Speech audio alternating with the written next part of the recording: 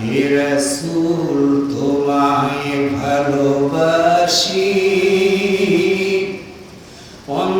অন্তর শুধু মুখে না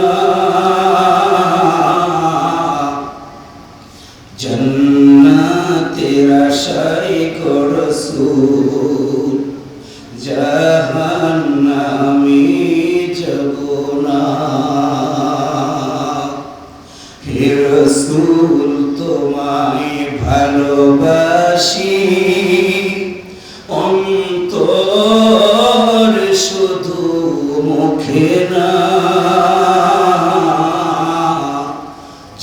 জান্নাতের আশায় গো রাসূল জাহান্নামে যাব না হে রাসূল তোমায় ভালোবাসি অন্তর শুধু মুখে না জান্নাতের আশায় গো নবী জাহান্নামে যাব না আল্লাহু আকবার বলেন তোমায় পাওয়ার আশায় মন ছুটে যায় মদিনায় তোমায় পাওয়ার আশায় মন ছুটে যায় মদিনায় হে আশিকে দিদার দাও না আর দূরে থাকিও না হে রাসূল তোমায় ভালোবাসি অন্তর শুধু মুখে না জান্নাতের আশায় গো রাসূল জাহান্নামে যাব না আউযু বিল্লাহি মিনাশ শাইতানির রাজীম বিসমিল্লাহির রাহমানির রাহিম ইয়া আইয়ুহার রাসূল بلغ ما أنزل إليك من ربك وإن لم تفعل فما بلغت رسالته والله يعصمك من الناس إن الله لا يهدي القوم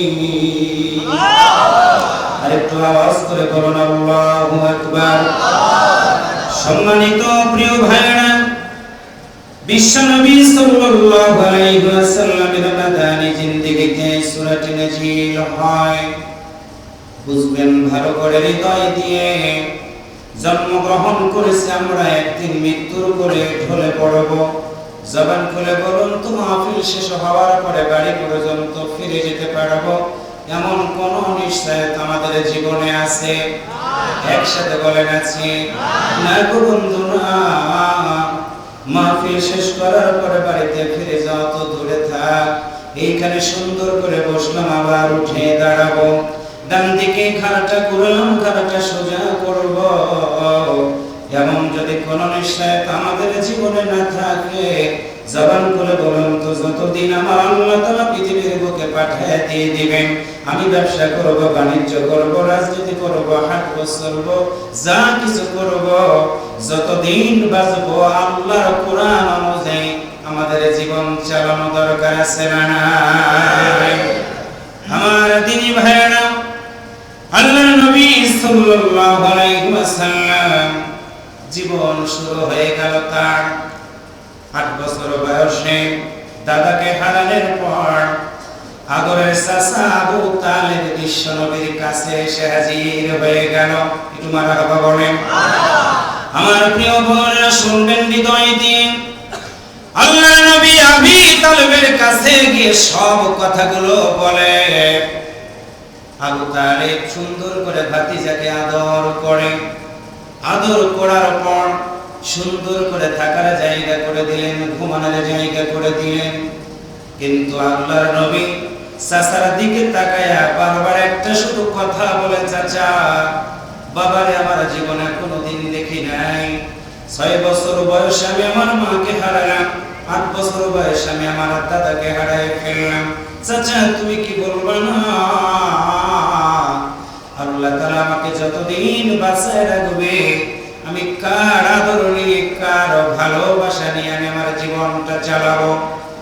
আল্লাহ নবীর চাচা আবু তালেব বিশ্ব নবীকে বুকের সাথে জড়িয়ে ধরে কপালে চুমু দিয়ে বললেন, ভাতিজা তোমাকে আমি সুসংবাদ দিয়ে দিলাম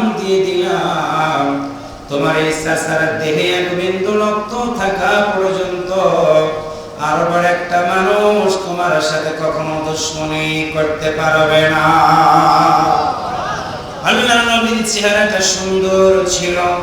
সিরাতের ভিতরে আমরা পড়ে দেখলাম দিদি ভাইরা, আল্লাহর নবী বেশি লম্বা ছিলেন না, বেশি বেটেও ছিলেন না। চোখগুলো ছিল অনেক সুন্দর, পাপড়িগুলো ছিল গোলাপের একটা দানার মতো। আল্লাহর নবী রাস্তা দিয়ে যখন ছোট মানুষ হেঁটে যেত, আরবের লোকেরা তাকায় তাকায় দেখতো, হাড়ে এত সুন্দর মানুষ আরবের বুকে আমরা কোনোদিন দেখি নাই। আল্লাহর নবীর জীবন চলা শুরু হয়ে গেল, মানুষগুলোকে নিয়ে সুন্দর করে কাজ করা শুরু করে দিলেন। আল্লাহর নবী 2টা কাজ করেছেন দিদি ভাইরা। 1 নম্বর কাজ হলো চাচার সাথে তিনি ছাগল চড়াইতেন, 2 নম্বর হলো মেষ চড়াইতেন তিনি মাঠের ভিতরে গিয়ে। আল্লাহু আকবার জোরে বলেন। আমার প্রিয় সরঙ্গাবাসী শুনে রাখেন, আল্লাহর নবী ছোট্ট মানুষ, আরবের কাফেরেরা হাজরে আসওয়াদকে রাখার জন্য তার একদিন দোদুল্যমানের মধ্যে পড়ে গেল।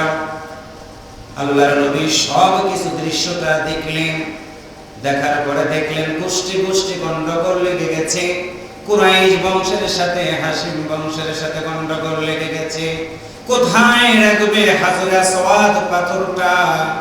সবাই যখন চতুর্দিকে গন্ডগোল করা শুরু করে দিয়েছে, মীমাংসা করার মতো কেউ নাই। এমন সময় চাচা আবু তালেব এসে আল্লাহর নবীকে ডাকতে বলে, ভাতিজা তোমার কাছে আমি একটা কথা বলবো, তুমি শুনবা কিনা? আল্লাহর নবী ডাকতে বলে, চাচা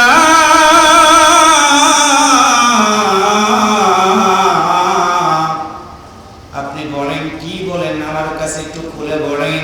সঙ্গে সঙ্গে আমার প্রিয় ভাইরা আবু তালেব ডাকতে বলো, ভাতিজা আমাদের মক্কার জমিনে একটা গন্ডগোল শুরু হয়ে গেছে। হাজরে আসওয়াদ পাথরটাকে কোথায় রাখা হবে, কোন গোষ্ঠীর লোকেরা স্থাপন করবে, তুমি কি বলবে না?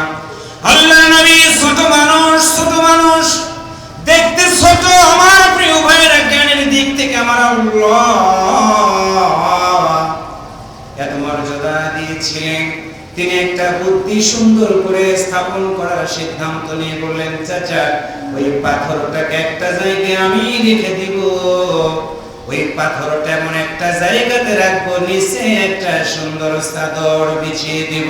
একটু মারহাবা জোরে বলেন। সব গোত্রের লোকেরা হাজির হয়ে গেল। আল্লাহর নবী ছোট মানুষ, ওই পাথরটা একটা চাদরের উপরে রেখে চতুর্গোষ্ঠীর লোকদেরকে ডাকতে বলো, বংশের লোকেরা 4 জন গোষ্ঠীর লোকেরা 4টা কানি ধরো, মাঝখানে যারা যারা মতো হাত দিয়ে ধরে। আল্লাহর বান্দারা বুঝবেন ভালো করে, বিশ্ব নবী ছোট্ট বয়সে সকালবেলা, দুপুরবেলা, বিকেলবেলা, সন্ধ্যাবেলা সামাজিকতার কাজ করার মাধ্যম দিয়ে একটা রক্তক্ষয়ী সংঘর্ষের হাত থেকে ওই জাতিকে হেফাজতের দিকে নিয়ে গেলেন। আওয়াজ করে বলেন একটু আল্লাহু আকবার। আল্লাহর নবীর বয়স হয়ে গেল 15 থেকে 16 বছর। হিলফুল ফুজুল সামাজিক সংগঠন তৈরি করে আল্লাহর নবী যুবকদেরকে হাতছানি দিয়ে ডাক দিলেন, সরমদার যুবকেরা মদ খায় না, সরমদার যুবকেরা গাঁজা খায় না, সরমদার যুবকেরা হিরোইন খায় না, সরমদার যুবকেরা আমার ভাইয়ের মায়ের সাথে খারাপ ব্যবহার করে না। কিন্তু আজ থেকে 1500 বছর আগে মক্কার মানুষগুলো জাহিলিয়াতের সমাজের কারণে খারাপ কাজ করত, তারা খুন খারাপি করত, তারা রাহাজানি করত। তারা আল্লাহর নবী 15-16 বছর বয়সে হিলফুল ফুজুল সংগঠন তৈরি করে যুবকদেরকে ডাক দিয়ে একত্রিত করলেন। বললেন, যুবকেরা শুনে রাখো, মদ খাবা না, খারাপ কাজ করবা না, মা বাবার সাথে খারাপ আচরণ করবা না। এক কথায় যুবক বয়সে আল্লাহর নবী যুবকদেরকে হাতছানি দিয়ে ডেকে সমাজ পরিবর্তন করার চেষ্টা করেছেন। জীবন শুরু হয়ে গেল আল্লাহর নবী। আমার প্রিয় ভাইয়েরা, খাদিজা রাদিয়াল্লাহু তাআলা আনহা ছিলেন আরবের বুকে একজন ধনাঢ্য মহিলা। একটু আল্লাহু আকবার জোরে বলেন। আল্লাহর নবী চাচার সাথে ব্যবসার দিকে একদিন বের হলেন। আমার প্রিয় ভাইয়ের সিরিয়ার দিকে যাওয়ার সময় বুহাইরা নামক একটা পাদ্রীর সাথে পথের মধ্যে দেখা হয়ে গেল। পাদ্রী ডাকতে বললেন, আবু তালিব, তোমাদের সকলের তাবুর লোকদেরকে আমি একটু দাওয়াত দিলাম, মেহমানদারি করাবো। আমার প্রিয় ভাইয়েরা, বুহাইরা নামক পাদ্রী সকল মানুষদেরকে ডাক দিলেন খাবারের জন্য। কিন্তু আল্লাহর নবী ছোট মানুষ একটা গাছের নিচে আবু তালিবের সকল মালামালগুলো সংরক্ষণ করার জন্য তিনি গাছের নিচে অপেক্ষা করতেছিলেন। আল্লাহু আকবার বলেন, আর একটু জোরে বলেন। আমার প্রিয় ভাইরা, এমন সময় পাদ্রী ডাক দিয়ে বলল, সবাই এসেছে? আবু তালেব বলল, হ্যাঁ সবাই এসেছে। তোরা কিতাবের জ্ঞান রাখতেন বুহাইরা নামক পাদ্রী। তিনি বললেন, না সবাই আসে নাই। আবু তালেব, বলো তো কেউ বাকি আছে কিনা, তুমি কি একটু বলবা কিনা? আবু তালেবের সঙ্গে সঙ্গে ডাক দিয়ে বলেন, পাদ্রী মশাই, আমার আপন একটি সন্তান আছে, তাকে রেখে দিয়ে এসেছি, সে আসে নাই। সঙ্গে সঙ্গে পাদ্রী ডাক দিয়ে বলল, আপনি তাকে আমার কাছে নিয়ে আসেন। আল্লাহ নবীর চাচা আস্তে আস্তে করে বিশ্ব নবীর কাছে গিয়ে দাঁড়ায় গেলেন। এমন সময় চাচাকে দেখে আল্লাহর নবী ধা ধা করে চোখের পানিগুলো ছেড়ে দিলেন। আবু তালেব বলেন, ভাতিজা কাঁদছো কেন? সঙ্গে সঙ্গে দরদের নবী ডাক দিয়ে বলে, চাচা, আপনি যখন আমাকে রেখে চলে গিয়েছিলেন, হঠাৎ করে আমি আকাশের দিকে তাকাই, দেখি কি যেন আমার দিকে হাতছানি দিয়ে ডাকতেছে। ভয় পেয়ে গেছি আমি, একা একা কেন আমাকে রেখে গেলেন? সঙ্গে সঙ্গে চাচা বলেন, ভাতিজা, একা তোমাকে রেখে যাব না, চলো যাই, তোমাকে আমরা নিয়ে মেহমানদারি করাবো। চাচা আবু তালিব আল্লাহর নবীকে হাত ধরে যখন বুহাইরা নামক পাদ্রীর নিকটে নিয়ে গেলেন, সঙ্গে সঙ্গে পাদ্রী ঘরের ভিতর থেকে বের হইয়া আল্লাহর নবীর দিকে এক দৃষ্টিতে তাকায় আছে, চোখের মটক ফেলে না। একটু আল্লাহু আকবার বলা যায় না? আর একটু জোরে বলেন। বুহাইরা নামক পাদ্রী আবু তালিবকে ডাক দিয়ে বলে, আবু তালেব, বলো ওই বাচ্চাটার নাম কি, তুমি বলো। আবু তালিব বলে, এই বাচ্চাটার নাম হলো মুহাম্মদ। সবাই বলেন সাল্লাল্লাহু আলাইহি ওয়াসাল্লাম। পাদ্রী ডাক দিয়ে বলে, মুহাম্মাদের বাবার নাম কি? আব্দুল্লাহ। আবু তালেব বলে, হ্যাঁ। পাদ্রী বলে, আব্দুল্লাহর স্ত্রীর নাম কি? আমিনা। বললেন, হ্যাঁ। এমন সময় বুহাইরা নামক পাদ্রী আবু তালেবকে ডেকে বললেন, শুনে রাখো, আমি তোমার একটা কথা জানাই দিলাম, এই সন্তানটাকে নিয়ে তুমি কিন্তু আর সিরিয়ার দিকে যাবা না, সিরিয়ার দিকে যাবা না। কারণ হলো এই সন্তানটার কপালের ভিতরে যে নূর আমি দেখি রে, ওই নূরটা দিয়ে প্রমাণ হইতেছে এই মুহাম্মাদই হয়ে যাবে আখিরি জামানার পয়গম্বর। আমার প্রিয় ভাইরা, আবু তালিব বিশ্ব নবীর কপালে চুমো দিয়ে দিলেন। বিশ্ব নবী চাচার দিকে তাকায়া বলে,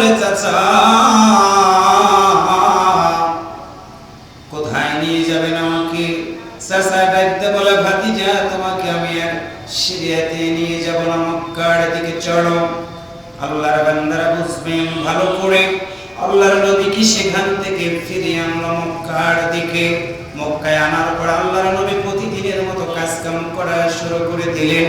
অনেক কথা, অনেক ইতিহাস, সেই দিকে আমি যাব না, অনেক কথা সামনে আছে। আল্লাহর নবীর বয়স হয়ে গেল 25 বছর। আবু তালেব নিজে মাঝখানে দাঁড়ায়া আরবের সবচেয়ে সুনামধন্য নারী খাদিজা রাদিয়াল্লাহু তাআলা আনহার সাথে আল্লাহর নবীর বিবাহ বন্ধন দিয়ে দিলেন। একটু আল্লাহু আকবার জোরে বলেন, আর একটু জোরে বলেন। আল্লাহর নবীর বয়স তখন 25 বছর, খাদিজা রাদিয়াল্লাহু তাআলা আনহার বয়স 40 বছর।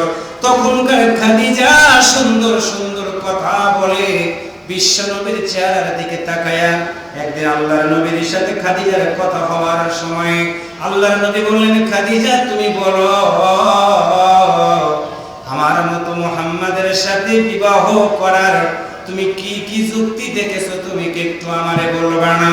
এমন সময় খাদিজা মুহাম্মদ সাল্লাল্লাহু আলাইহি ওয়াসাল্লামের দিকে তাকায়া একটা কথা বললেন, মুহাম্মদ শুনে রাখো, তুমি যখন আমার মেষ চালনার জন্য, আমার ছাগলগুলো চালনা করার জন্য মাঠের ভিতরে গিয়েছিলাম, আমি তখন দেখতে পেলাম তুমি একা একা সামনের দিকে যাও না, তুমি সুন্দর করে একদিকে যাও, তুমি কোনো কথা বলো না। কিন্তু আমি দোতলা থেকে তাকায় দেখলাম ছাগলগুলো শুধু তোমার ইশারার দিকে তাকায় তাকায় যেদিক যাইতে বলো সেই দিকে চলে যায়। এটা শুধু আমি দেখলাম না, প্রচন্ড রোদের সময় মরুভূমি গরম হয়ে গেছে, কিন্তু মুহাম্মদ আমি তোমারে জানাই দিলাম আকাশের একটা মেঘমালা, তুমি যেই দিকে চলে যাও আকাশের মেঘমালা ওগুলো দেখলাম তোমার মাথার উপরে ছায়া দিতেছে। আওয়াজ করে তোমার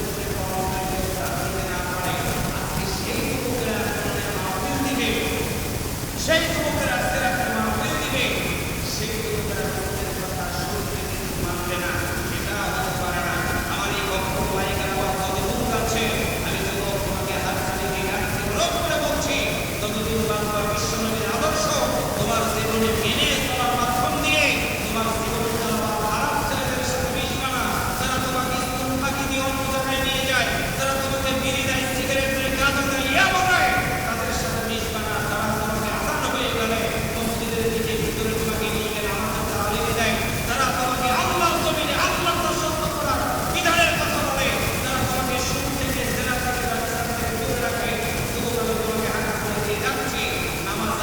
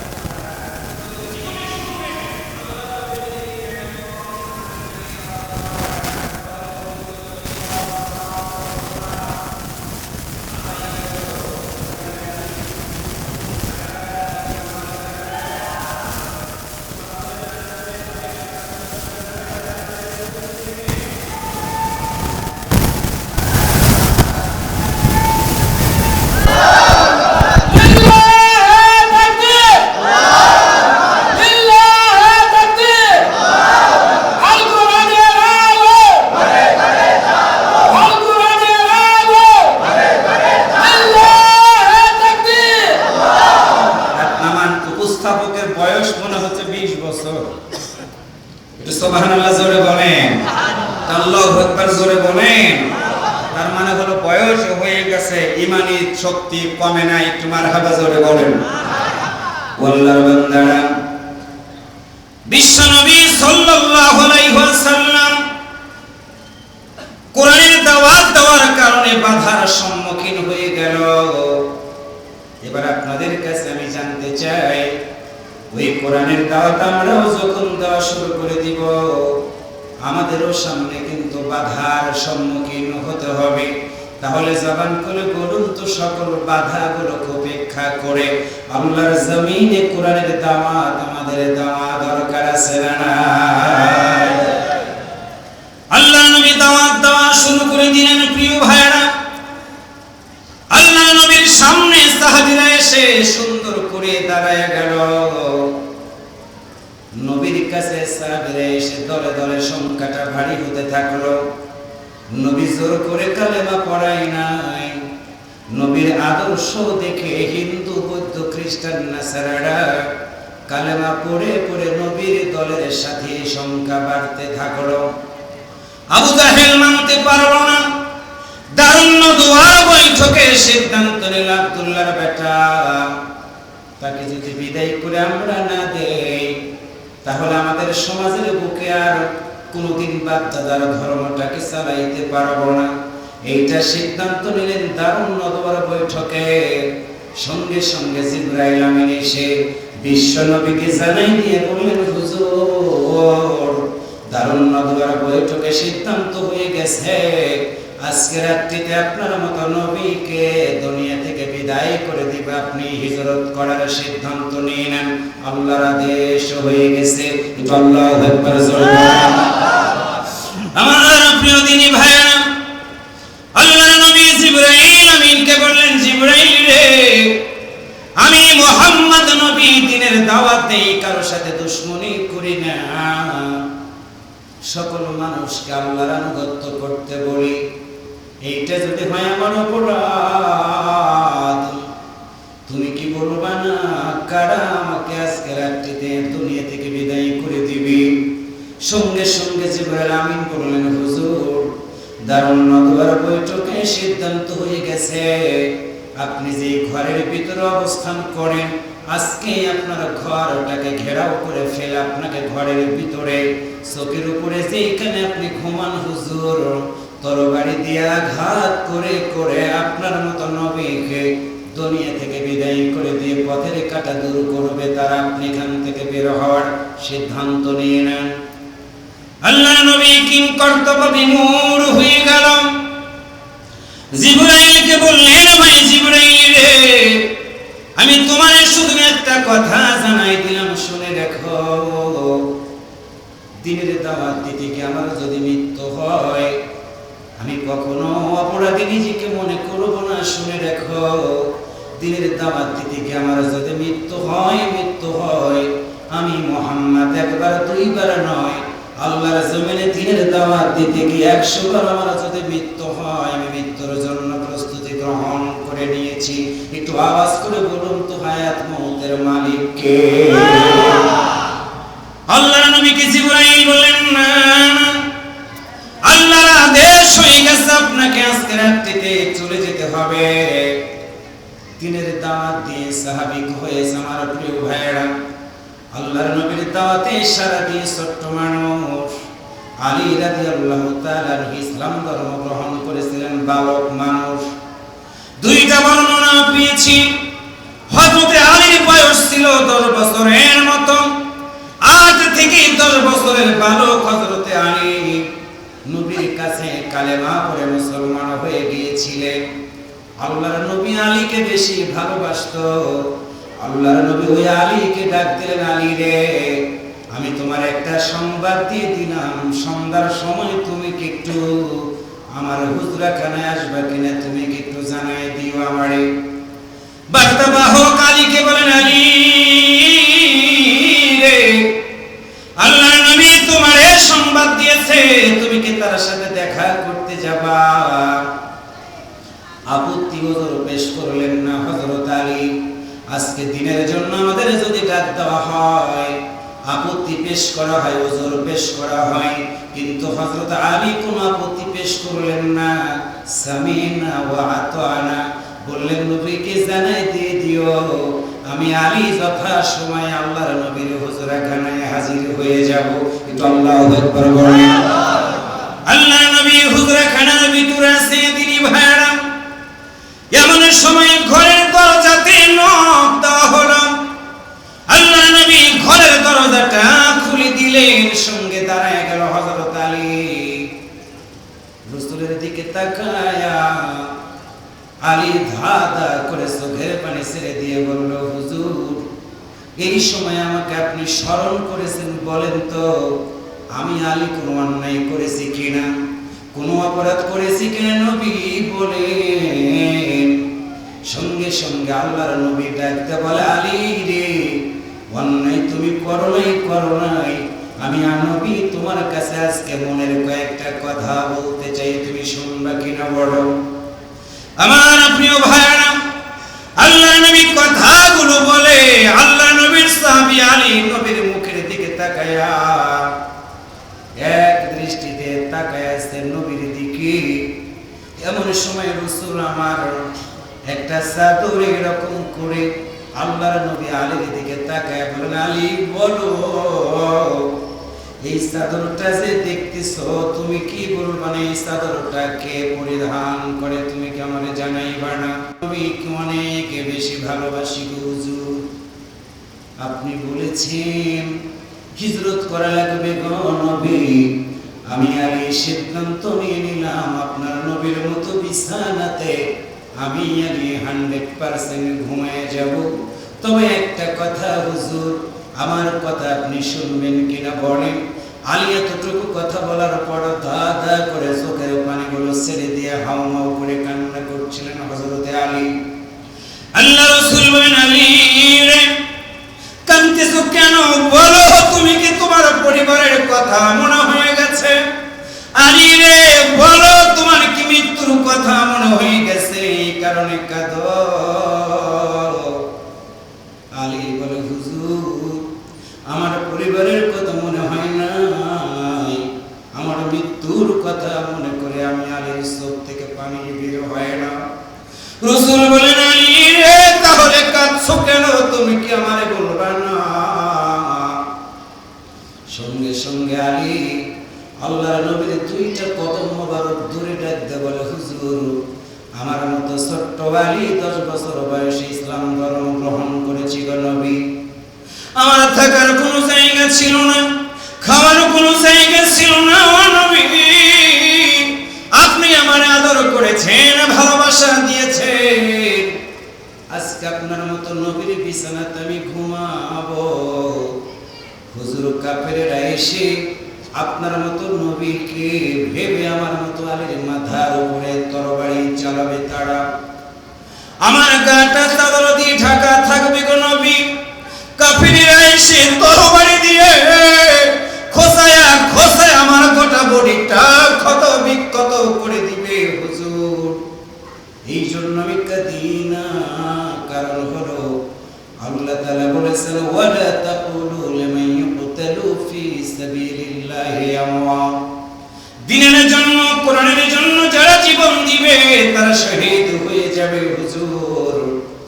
আমি কিয়ামতের ময়দানে রক্তমাখা শরীর নিয়ে আল্লাহর দরবারে উঠব, প্রতিটা অঙ্গ প্রত্যঙ্গ সেদিন আল্লাহর দরবারে আমার জন্য সুপারিশ করবে হুজুর, এই জন্য আমি কাঁদছি না।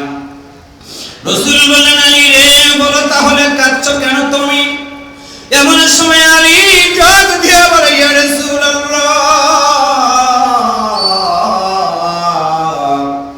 সাল্লাল্লাহু আলাইহি ওয়াসাল্লাম, হুজুর কাঁদতেছি আমি একটা কারণে, ক্ষুধার যন্ত্রণায় যখন আমি আলী সইতে পারতাম না, 2 দিন হয়ে যেত বাড়িতে কোনো খাবার থাকতো না, আমার সন্তানগুলো আমার কাছে এসে আব্বা আব্বা বলে ডাক দিত, খাবার চাইতো, খাবার দিতে পারতাম না নবী।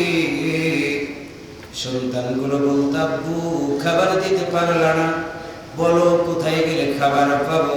আমি তখন বলতাম সন্তানদের, আব্বু রে তোমার মায়ের কাছে যাও, খাবার দিয়ে দিবে। হুজুর আমার কলিজার টুকরা সন্তানগুলো আপনার মেয়ে ফাতেমার কাছে গিয়ে মা মা বলে ডাক দিয়ে দিয়ে খাবার চাইতো। আপনার মেয়ে ফাতেমার ঘরে কোনো খাবার ছিল না। আপনার মেয়ে ফাতেমা কলিজার টুকরা সন্তানদেরকে দুই বুকের সাথে জড়িয়ে ধরে ডাক দিয়ে বলতা, পুরে কোন মা পারে না সন্তানের মুখে খাবার না দিয়ে কোন মা থাকতে পারে না। কিন্তু হাসান হুসাইন যে শুনে রাখো, তোমাদের মুখে একটা পানি আমি দিব রে, মশকের ভিতরে সেই পানিটা পর্যন্ত আজকে আমার ঘরে নাই, ঘরে নাই। আমি পারবো না তোমাদেরকে আমি কোনো খাবার দিতে। ইয়া রাসূলুল্লাহ, এমন সময় আমার সন্তানগুলো ডাক দিয়ে বলতো, মা খাবার দিতে পারলা না, বাবার কাছে গেলাম খাবার দিল না, তুমিও দিতে পারলা না, তবে একটা কথা শুধু বলো, আমাদের নানা কোথায় আছে, তার কাছে গিয়ে আমরা খাবার চাইবো, সে নিঃসন্দেহে আমাদের খাবারের ব্যবস্থাটা করে দিবে গো নবী। আলী রাদিয়াল্লাহু তাআলা এই কথাগুলো বলেন, আল্লাহর নবীর গাল বেয়ে বেয়ে মুক্তার দানার মতো করে পানিগুলো গড়িয়ে গড়িয়ে পড়ে। কারণ হলো আল্লাহর নবী হাসান হুসাইনকে অনেক বেশি ভালোবাসতো। আমার প্রিয় ভাইরা এত ভালোবাসতো রে, একদিন আল্লাহর নবীকে হাসান হুসাইন বলেছিলেন, না না তুমি কি একটু আমাদের ঘোড়া বানিয়ে দিবা না? আল্লাহ রাসূল বলেছেন, না এখন ঘোড়া নাই। হাসান হুসাইন বলেছিল, না না তুমি যদি একটু ঘোড়ার মতো হও, আমি তোমার ঘোড়ার উপরে উঠবো। আল্লাহর নবী বাইতুল্লাহর বারান্দাতে ঘোড়ার মতো হয়ে গেলেন। হাসান ঘোড়ার উপরে উঠে আল্লাহর নবীর বাবরি যুক্ত চুলগুলো পিছনে ধরে আছে। হযরত ওমর এই দৃশ্যটা দেখে চোখ লাল করে আছে হাসান ও হুসাইনের দিকে। আল্লাহর নবী যখন হাসান ও হুসাইনকে ঘোড়া থেকে নামায় দিলেন, ওমর দাঁড়ায় বলে, ইয়া রাসূলুল্লাহ, আপনার মতো নবীর পিঠের উপরে হাসান ও হুসাইন উঠবে, এটা আমি ওমর মানতে পারি না। আল্লাহ রাসূল বলেন, ওমর রে, তোমারে জানাই দিলাম, শুনে রাখো, হাসান ও হুসাইন শুধু আমার নাতি না রে, হাসান ও হুসাইন হলো আমি নবীর দুইটা কলিজা। আল্লাহু আকবার।